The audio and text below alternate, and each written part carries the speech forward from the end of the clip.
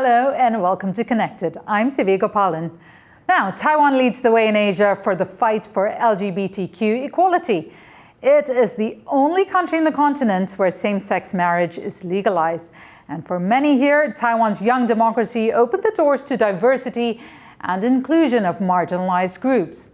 India, on the other hand, is known as an established democracy and the biggest in the world. Yet, it only decriminalized consensual adult gay sex 5 years ago. The LGBTQ community there still faces countless hurdles in their fight for their rights. Back here in Taiwan, there's no doubt there's a lot more acceptance, but there are still obstacles on the path to true equality. Now, for more on this, we're joined by our two guests, Jennifer Liu in Taichung in central Taiwan, and Sharif Rangnekar in New Delhi in India. Sharif, you are an author, communications consultant, and an advocate for the LGBTQ community, among the many other things that you do. Tell us a little bit more about yourself. Well, actually, I've had a very unplanned career. I'm a former journalist. I've been in the communication space, heading firms. But I run the Rainbow Lit Fest, which started out in 2019. We're returning in the physical form this year. Just launched the Rainbow Awards for literature and journalism. I've written 2 books. One was Straight to Normal, which was in 2019. It came out months after we were decriminalized, and then the latest one is Queer Sapien, which is sort of a queer eye on society. And Jennifer, you are Director for Asia Program for Outright International, which advocates for LGBT inclusion and equality. Can you tell us more about the work you do? Yeah, I'm right now the director in Asia for Outright. But before joining Outright, I have been working in Taiwan and Asia for more 20 years as an LGBT equality advocate. So I was the ED of Taiwan Equality Campaign, also was the chief coordinator of Marriage Equality Coalition Taiwan. So basically, I do a lot of advocate for LGBT rights. But at the same time, I feel like Taiwan has a very unique experience, and we have a special position that can help and support Asia LGBT movement. That's why after we achieved the amazing milestone in 2019, I decided to switch my direction recently, joining Outright, which is a global organization support international LGBT movement around the world and help the activists around the world to go to the UN to do the advocacy, and also we have plenty of programs in different regions, which is a very exciting things at this moment. Jennifer, I want to jump onto that milestone you were speaking about, and that's same-sex marriage, which Taiwan managed to get in 2019. And India is currently at a very critical point with the Supreme Court set to rule. Sharif, can you give us some context to this? Well, actually, there is a lot of optimism because during the court proceedings, so there have been multiple petitions, that the Supreme Court was looking at. And I think what was very important is it's the constitutional bench. It is with the Chief Justice on it. And the Chief Justice, over a long period of time, has been making the right sounds in terms of inclusion. Even before he became the Chief Justice, he talked about familial, using that word to describe our kinds of families where we have chosen people who become part of our family. He was talking about families in different contexts, and it wasn't, in a way, he was saying blood is not necessarily thicker than water, and you can choose who to be with to create your family. So I think that sort of set a certain kind of optimism. Perhaps this is somewhere where Jennifer can shed some light on, because despite same-sex marriage being legalized here in Taiwan in 2019, there were still certain obstacles, and one of them was recently removed, and that got to do with transnational unions. Can you explain, Jennifer, and explain how that eventually got resolved? Yes. After 2019, when we talk to people around the world, they'll usually use same-sex marriage, but not marriage equality because we haven't achieved equality yet. Of course, we are looking forward to achieve equality, so that's why we always say this is a marriage equality campaign. And I personally think the marriage campaign is a really, really good strategy for the general public to understand LGBT community. But after 2019, there were 3 different obstacles. But right now, we already removed 2 of them. I'm really excited about that. So the first one is national, cross-national marriage, which is before. This year, I think it's February, the government set up an administration order to remove these obstacles. So before that, only the foreigners come from the country already legalized same-sex marriage can get married with Taiwanese, and which caused a really difficult situation, especially during the pandemic. So, and the second is we call joint adoption rights. So right now, recently, the parliament also passed the law allowed same-sex couples, same-sex spouse, can adopt kids together. So right now we only left, we say alternative reproduction technology. So that means if we want to seek for medical assistance to have our own baby, we cannot do that in Taiwan. I think in India, even when these petitions moved in, there's been a constant debate because of where do we start in terms of equality, and is it equality or is it equity too?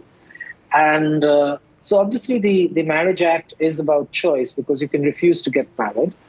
But the problem with the Marriage Act is that too many laws attached to a blood relative, which is problematic. But in the Indian system, where there is so much of transphobia, queer phobia, just like let's look at the whole umbrella. The question that has often come to us is, what about protecting children? You see, we're a country where 90% of marriages are arranged. So the space for love and choice is very, very limited. And the space for hate, to break away from all of these, whether you're a single woman who decides to be single, or to have sort of an open relationship, or that you choose careers, it's a very different sort of scenario culturally, socially, to ignore discrimination. Indeed, there's so many layers to this. And then you bring religion in, and that's a whole other layer that one has to grapple with. In fact, even here in Taiwan, legalizing same-sex marriage did not immediately remove all barriers for couples wanting to tie the knot. Some groups, though, are making changes at their own pace. So take a look at this tweet from our TaiwanPlus reporter, James Chater. Here's what it says: a moment of queer Taiwanese history, Taiwan's first gay Christian wedding to take place in a church. Now, despite this, as James puts it, historic moment, many religious groups around the world have a less than welcoming attitude towards same-sex relationship, and some are even openly hostile and lobby against making same-sex marriage legal, which we see in many countries across the board. And so, Jennifer, first I want to ask you, how do the LGBTQ community here reconcile religion, which often promotes what you call traditional trad values and conservative views of marriage? I'm really moved by the video we just saw. Actually, I believe there are my friends, which I couldn't join their weddings a few days ago because I was in Japan for another conference. However, I'm super excited about the Taiwanese churches finally allowed same-sex couple to have the ceremony inside after 4 years we passed the law. So I can say this is not easy. During the marriage campaign, we saw a lot of divisions and the conflicts between the LGBT community and we say conservative religious groups. And those anti-LGBT groups, they actually use very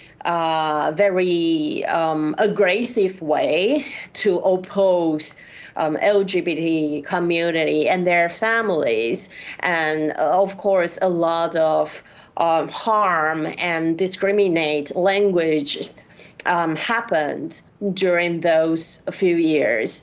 However, after we passed the law, when we look back, I still believe the communication strategy is very important when we want to change people's hearts and minds, because if we only focus on those strongly opposed people, we might forget the ones we really need to talk to is people in the middle, which is also our friends and family who actually we care about and they care about us. It probably just lack of the correct knowledge, and also a lot of fears inside their hearts and mind, because they don't really have the opportunities to get along with LGBT people. So speaking of that fear, and this is where I want to take it to Sharif, especially in India, where there is always this fear of something that isn't traditional or that isn't something that was passed down from generations, and religion is used to propagate that fear. And one of the things that we are seeing in India in certain parts is this idea of LGBT people being able to be cured in therapy. Can you talk to us about that, Sharif? How prevalent is that? Well, we don't have numbers, but we're fortunate that the Chennai High Court, that's in the south, some months ago banned conversion therapy, and then they had to get the medical council to respond, and finally medical council did issue guidelines on conversion therapy. But you see, we, as you just said, that we are so deeply invested in certain traditions as a society that certain crimes continue to happen. Laws don't immediately change cultural behavior. Like, we have enough laws of how to drive, but we just still drive in a very mad way. We have laws which are anti-dowry, which have banned dowry, but people are still, finding different ways to practice dowry.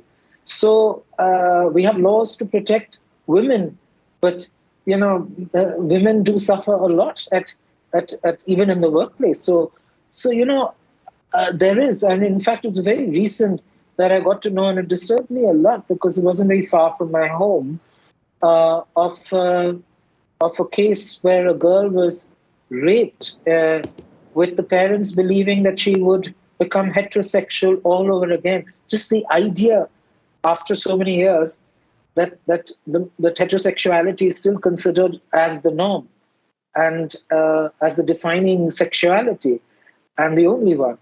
They would just wonder what that girl went through. So these things continue, Divya. We've had n number of suicide cases since decriminalization. Yeah, and sadly, the violence against the community continues across the world, and in particular, some have even institutionalized or made it part of their legal system. Let's take a look at the situation around the world. Now, in 6 of the world's countries, same-sex intimacy could result in the death penalty. 5 other countries have the death penalty as a maximum punishment for gay sex. And a whopping 54 countries make it punishable by imprisonment. Now, that brings me to you, Jennifer. How lucky are we to be here in Taiwan? The political will here for, greater equality or true equality, especially with the elections coming up and that division along political lines. Are you worried that things could change or could go in a less progressive direction? Yeah, of course. I'm very worried about that, because let's look at other countries around the world. Take United States as an example. They passed the law in 2015, but till today, a lot of states right now, they still can pass the law anti-transgender, and they ban the LGBT inclusion education and in schools. And so and also a lot of different examples around the world. And we super concerned about if we cannot protect what we have right now, it's really hard for us to make the society better. So according to Taiwan Equality Campaign's survey this year, after we passed the law for 4 years, the friendly status shows decreased recently. So probably because people are a little nervous about the progressive community will like take everything. And also at the same time, we see a lot of countries also have this situation that during the political campaign, LGBT still can be one of the targets for the conservative party or politicians to attack. So I also want to echo Sharif just said. I think law and policy is not enough. And sometimes we have a progressive law, but if the employment status or the education is not enough, law just cannot change the society. And right, and speaking of needing to do more, Sharif, you and a group of very creative people in India have been at the forefront of trying to educate and open minds and make people understand a little bit more. And if I could go first to your book, and talk about what, as you said, it's gone into second print already. It's being well received. Why is that? Can you explain what void it seems to be filling?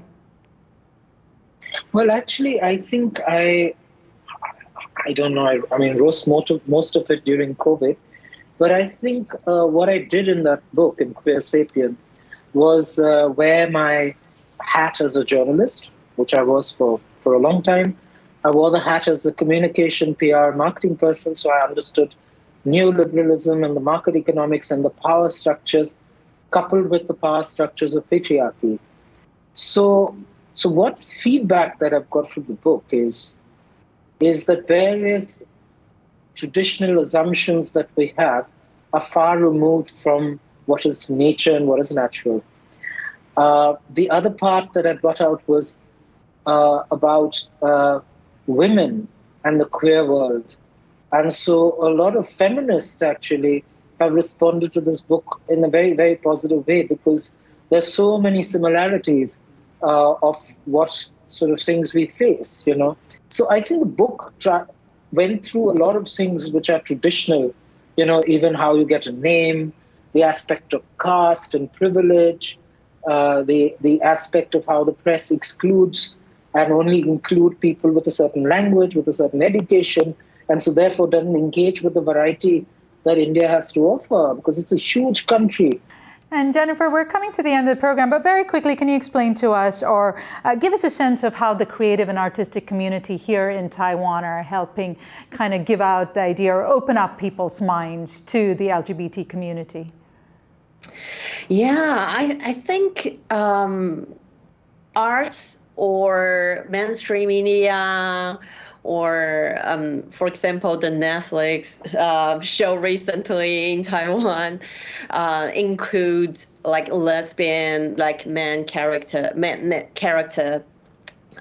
into the whole script. I think this kind of, we say soft power, can really impact people and change their hearts and minds gently. And of course, we still need like strong activists to push the policy and change the law.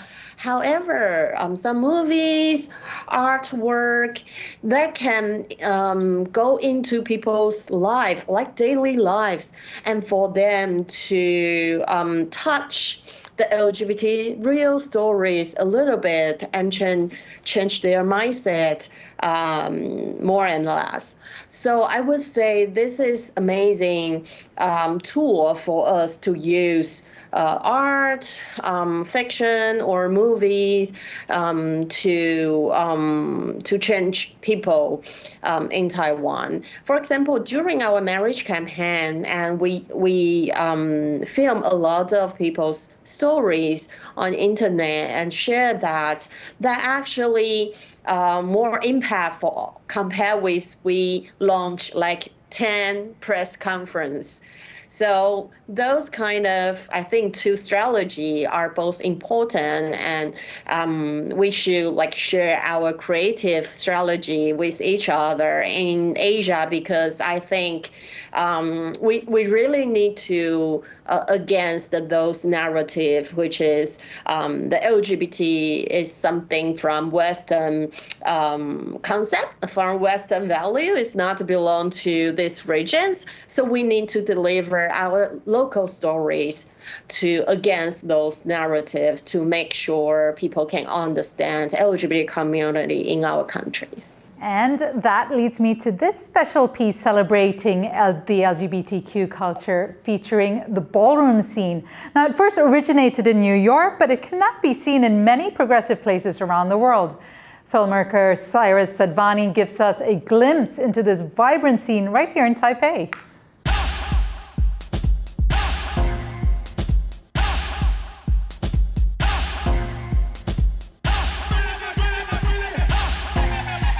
Make way! B-A-S-E! Make way! B-A-S-E! Move out the way! B-A-S-E! 5 elements! Eat my Maybe can't go on TV, but that's our house channel. We are The Kiki House of Bass.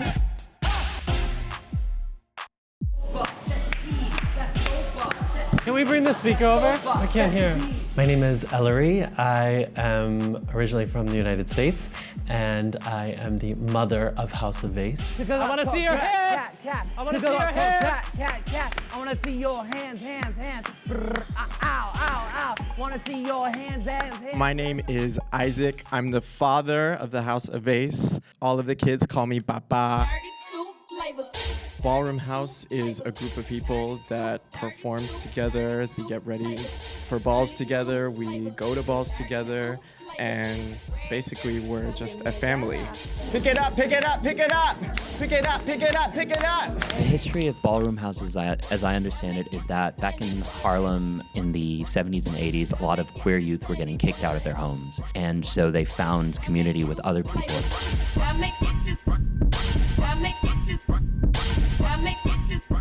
Now it's grown today to be an international phenomenon and includes people of all walks of life and all kinds of backgrounds who are LGBT and want to have a place where they can express themselves through dance, through fashion, through all of the different categories and everything that ballroom has to offer. 3003, hold that pose for me.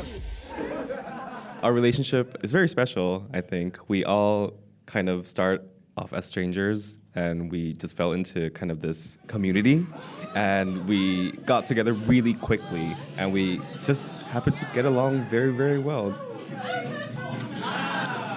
Piggybacking off of that, I would say, like, on the therapist's couch, we are terrible for each other. Like, these are people that will find, like, that one, like, sore spot you've got at the back of your knee, and they will just go for it. But also, they are the most supportive family that I have found in Taiwan.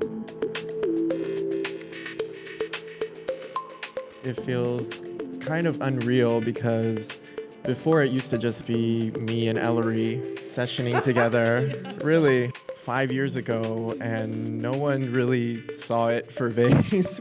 And to see what it's become now, all these people from all different backgrounds coming together, making each other better, is just blows me away. For the final battle of Vase versus Vase. DJ, come to a ball. It is a space that is really made for everyone to attend. If you ever feel like you don't fit in anywhere, you will find a space. Honestly, going onto the runway will change your life. This is a space that I want everyone to come in and to experience the love and the embrace and the shade and the very cutthroat competition that we have in the community. So we'll wait for you.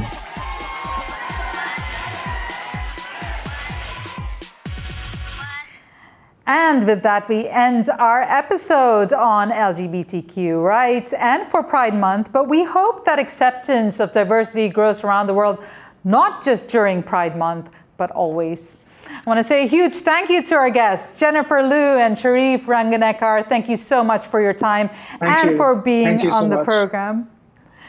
And to our viewers, of course, it's been great to have your company, and a reminder to stay connected.